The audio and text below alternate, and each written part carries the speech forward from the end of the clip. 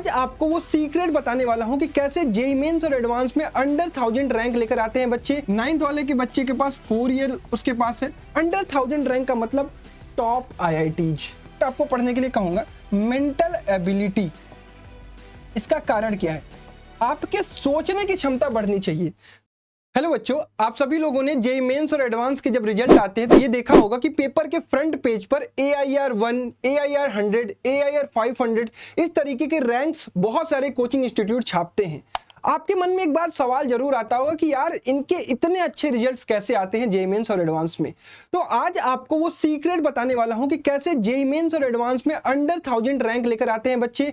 वो अपनी प्रिपरेशन कब से स्टार्ट करते हैं और अगर आप भी अपनी ड्रीम IIT या ड्रीम NIT में पहुंचना चाहते हैं तो उसका प्रोसेस क्या है, उसका रोड मैप क्या है। और अगर ये पेरेंट्स वीडियो देख रहे हैं तो उनको भी इस चीज को जरूर समझना चाहिए कि अगर उनका बच्चा क्लास 8th में, 9th में या 10th में पढ़ रहा है तो अगर वो IIT की प्रिपरेशन कराने की या बच्चा करने की सोच रहा है तो उसका प्रोसेस क्या है, किस तरीके से वो प्रिपरेशन को स्टार्ट करे, 8th 9th 10th में वो क्या पढ़ाई करे कि आज उसका वो जो अंडर 1000 रैंक का ड्रीम है, जो सिलेक्शन लेना चाहता है, वो सिक्योर हो जाए।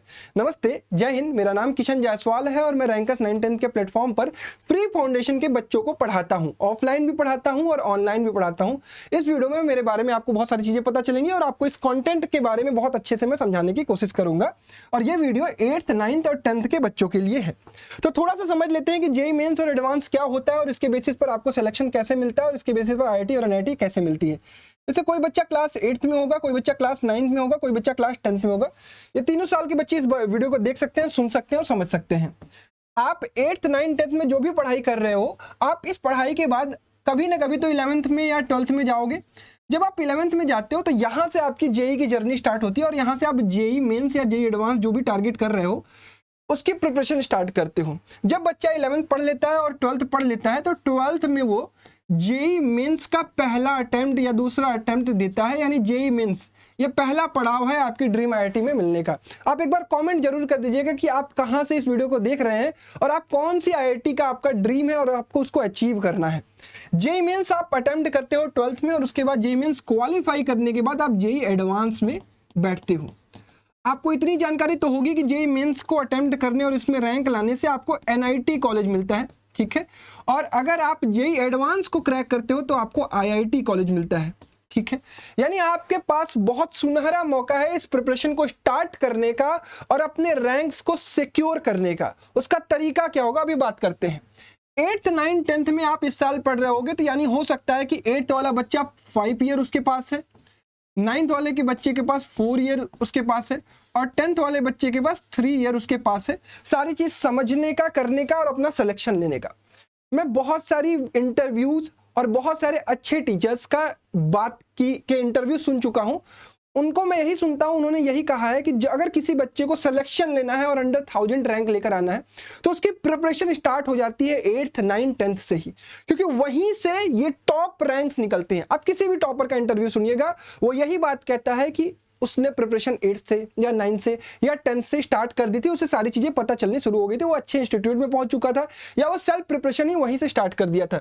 यानी अगर आपको भी वो सिलेक्शन लेना है, अगर आपको भी वो रैंक सिक्योर करना है तो आपको भी आज से, अभी से इसमें घुसना पड़ेगा। देखो, आप अलग अलग वीडियो सुनोगे, जो टॉपर होते हैं ना वो इन सब छोटी छोटी चीजों में नहीं परेशान होते। उन्हें पता है कि उन्हें रैंक लेकर आना, उनके पेरेंट्स को भी पता है कि मुझे अपने बच्चे को एक अच्छा एजुकेशन और एक अच्छे कॉलेज में पहुंचाना है, तो उसे सही पाथ पर देना है, सही जगह पहुंचाना है। तो उसी के लिए ये वीडियो है, उन्हीं बच्चों को ये चीज को समझना है। अब थोड़ी सी बात समझते हैं कि वाई अंडर 1000 रैंक। देखो, इंडिया में जिस तरीके से कंपटीशन बढ़ रहा है, जिस तरीके से पॉपुलेशन बढ़ रही है, आने वाले समय में कॉलेजेस भी बढ़ेंगे और सीट्स भी बढ़ेगी। लेकिन अंडर 1000 रैंक वाले बच्चों को क्या फायदा होगा? अंडर 1000 रैंक का मतलब टॉप IITs। जो IITs आप कमेंट कर रहे हो ना, IIT BHU, IIT Delhi, IIT Kanpur, IIT Kharagpur, IIT BHU, बहुत सारे जो आपके ड्रीम IITs हैं वो आपको तभी मिल सकती है जब आप अंडर 1000 रैंक लेकर आओगे। अंडर 1000 रैंक का मतलब होता है, आज अगर मैं आपकी बात करूं तो 14 लाख बच्चे इस एग्जाम को अटेम्प्ट कर रहे हैं अप्रॉक्सीमेटली। 14 लाख में से जब मैं ये वीडियो बना रहा हूं 2024 में, तब 2.5 लाख के आसपास बच्चे जेईई मेंस का पहला अटेम्प्ट क्वालिफाई करते हैं और इसमें से केवल 10,000 बच्चों को IITs मिलते हैं, ठीक है। और उनमें से केवल 1000 बच्चों को टॉप आईआईटीज में एडमिशन मिलता है। यानी आप देखिए 14 लाख में से 10,000 बच्चे बच रहे हैं। तो कितना टॉप लेवल का कंपटीशन है और कितना टॉप लेवल का टफनेस है इस एग्जाम का। तो इस एग्जाम की प्रिपरेशन आपको कब से स्टार्ट करनी चाहिए, क्या चीजें करनी चाहिए ताकि आपका रैंक भी सिक्योर हो जाए, उसको समझते हैं क्या होना चाहिए रोड मैप। देखो आराम से समझो इस चीज को। आप इस साल क्लास 9th में हो या फिर 10th में हो, ठीक है। आप अगर बच्चा कोई 9th में हो तो वो जेईई 2028 को अटेम्प्ट करेगा, ठीक है।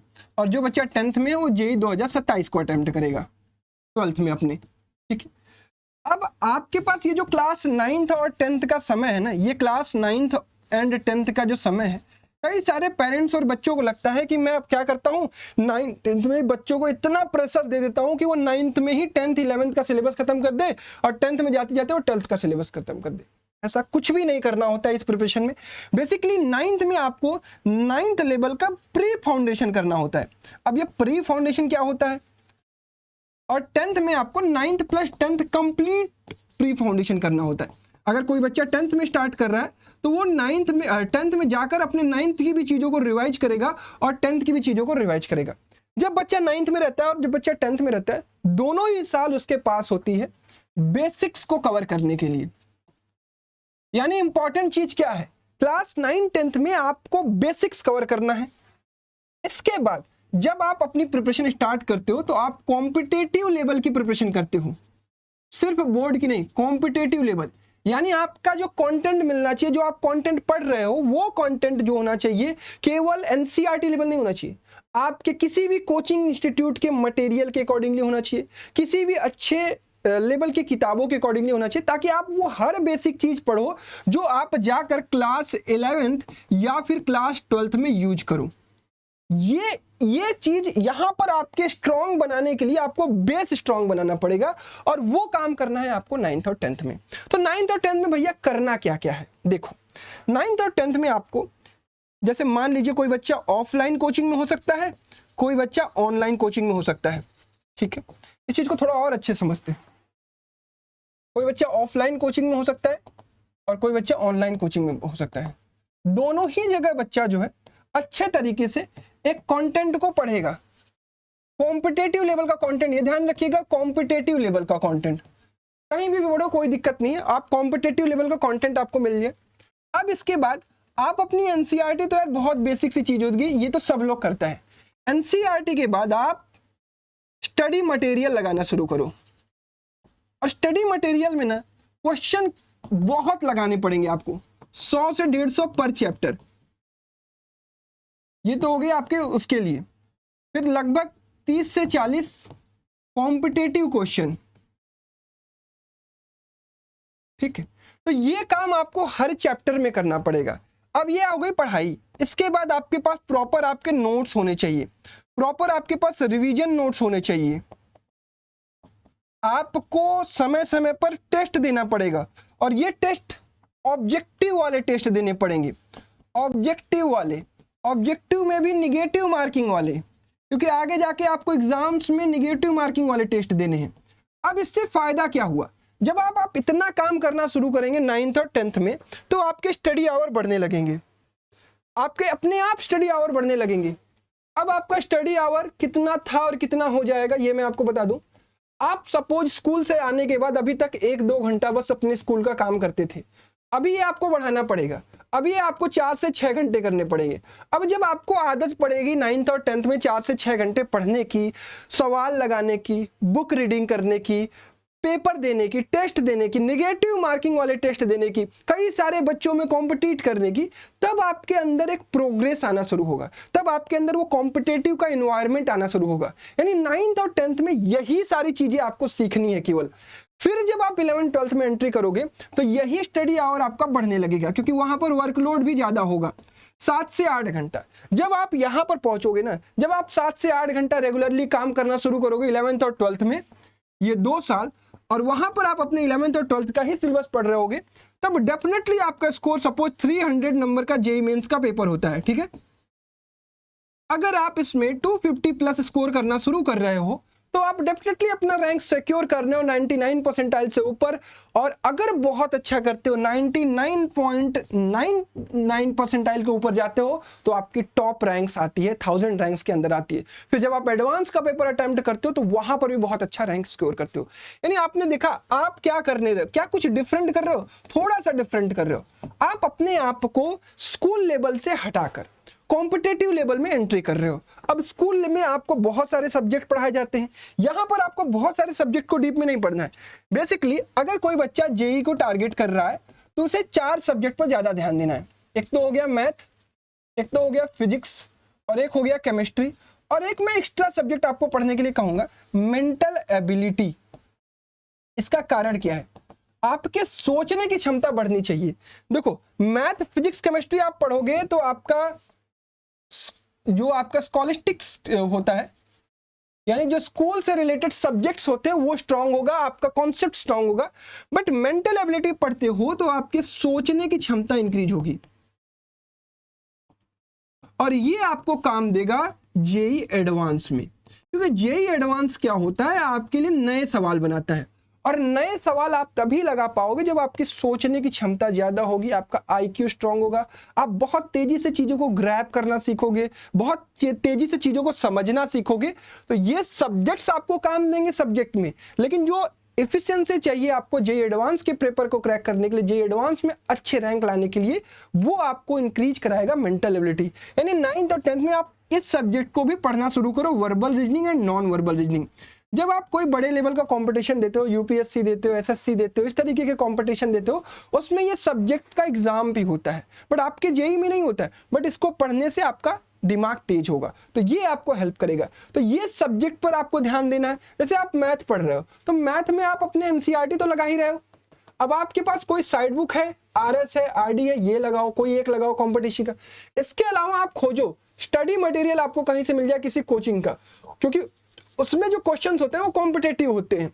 इसी प्रकार फिजिक्स में आप एनसीईआरटी कर रहे हो, आप पियर्सन की कोई किताब ले लो, इसमें भी आप पियर्सन ले सकते हो, ये भी काफी अच्छा होता है, ये बच्चे लगाते हैं। Similarly for chemistry NCERT, Pearson plus study material, तो आपको ये सारा कंटेंट मिलेगा, आपको सवाल लगाने की आदत बनेगी। आप ज्यादा से ज्यादा सवाल लगाओगे तो धीरे धीरे आपको समझ में आने लगेगा कि आपके अंदर इंप्रूवमेंट हो रहा है और आप चीजों को बहुत अच्छे तरीके से कर रहे हो। अभी तक आप फिलहाल किसी भी कंडीशन में हो, आप बहुत कमजोर हो, आप एवरेज हो, आप जैसे भी हो, अभी से अगर तुम 3-4 साल अपने आप को देते हो और आपका सपना है, देखो मैं सभी बच्चों की बात नहीं कर रहा हूं, मैं बिल्कुल जानता हूं कि बहुत सारे लोग ये कहते हैं 9th-10th में बच्चों को खूब खेलना चाहिए, कूदना चाहिए, एंजॉय करना चाहिए। बिल्कुल मैं इसके पक्ष में भी हूं, मैं इसके खिलाफ नहीं कह रहा हूं कि आपको सब कुछ खत्म करके केवल पढ़ते रहना चाहिए। आपको यह भी ध्यान रखना है कि जिस तरीके से कंपटीशन बढ़ रहा है, आपको अगर सिलेक्शन लेना है, अच्छे रैंक से लेना है, आप अपने बारे में जानते हो ना कि मुझे क्या करना है। तो अगर आपको लगता है कि आपको ये काम करना है तो फिर दुनिया क्या करे उससे आपको नहीं मतलब है, दुनिया जो कर रही है उसे करने दीजिए। आप अपना इतना टाइम डिवोट करना शुरू करिए, 4 से 6 घंटे 9th और 10th में, और जो काम मैंने कहा कि ये काम करना आप 9th-10th में शुरू करिए, तो आपको देखने को मिलेगा कि आपका वो जो सिलेक्शन, आपका वो जो ड्रीम है ना, आप उसके काफी करीब पहुंचने लगोगे। और जैसे ही आप 11th में एंट्री करोगे, आप एकदम सही ट्रैक पर होगे और सही तरीके से आपका सिलेक्शन भी हो जाएगा। तो मैं 9th-10th का पाथ आपको बता रहा हूं। 11th में जैसे ही आप एंट्री करोगे, आपको एक अच्छी कोचिंग में, ऑफलाइन में आपको स्कॉलरशिप 100% तक मिल जाएगी, क्योंकि आप इतने तेज हो चुके होगे कि उस कोचिंग का स्कॉलरशिप क्रैक कर पाओगे और आप अपना सिलेक्शन भी वहां से क्रैक कर पाओगे। अब थोड़ी सी चीज़ों को और डिस्कस कर लेते हैं कि आप में से कई सारे बच्चे ये सोच रहे होंगे कि भैया अब हमें थोड़ा सा कॉन्फिडेंस आ रहा है। पेरेंट्स भी सोच रहे होंगे कि अगर मुझे कहीं से कॉम्पिटेटिव लेवल का प्री फाउंडेशन का कंटेंट मिल जाए, कोई बैच मिल जाए, तो उसमें मैं आपको बच्चे को अपने एनरोल करा सकता हूँ, या बच्चा इंटरेस्टेड होगा तो उसके लिए मैं बता दूं कि रैंकस का एक स्पार्क 2.0 बैच चलता है। ये कंप्लीटली रिकॉर्डेड बैच होता है। मैं बार बार इस चीज़ को बहुत अच्छे से समझा देता हूं पेरेंट्स को भी, बच्चों को भी, कि ये एक रिकॉर्डेड कोर्स होता है। कंप्लीट क्लास 9th-10th का प्री फाउंडेशन का हम कंटेंट आपको प्रोवाइड करते हैं, लेकिन सिर्फ कंटेंट देकर आपसे हम रिश्ता नहीं तोड़ लेते हैं। हम उसमें आपको कंप्लीटली वीडियो लेक्चर देते हैं, हम उसमें हैंड रिटन नोट्स देते हैं, प्रैक्टिस सीट देते हैं, इसका सॉल्यूशन देते हैं। उसके बाद रैंकर्स का अपना कोचिंग का स्टडी मटेरियल देते हैं, जिसके क्वेश्चंस काफी कॉम्पिटिटिव लेवल पर होते हैं, वो बच्चों को प्रैक्टिस करने को कहते हैं। और सबसे मोस्ट इंपॉर्टेंट चीज कि हम बच्चों को पर्सनल मेंटरशिप करते हैं। यानी बच्चा क्लास 9th में है तो हम उसको ये गाइड करते हुए चलते हैं, उसको हर वीक का टास्क देते हैं कि ये टास्क है आपका, इस वीक में आपको ये वीडियो लेक्चर्स देखने हैं, आपको इस वीक में इसको प्रैक्टिस करना है, इस वीक के एंड में आपका टेस्ट होने वाला है। उसके बाद जूम पर हम बच्चों से बात करते हैं, पर्सनली हर बच्चों से हर हफ्ते बात करते हैं। तो ये हमारा काम करने का तरीका होता है, जिससे इससे फायदा क्या होता है।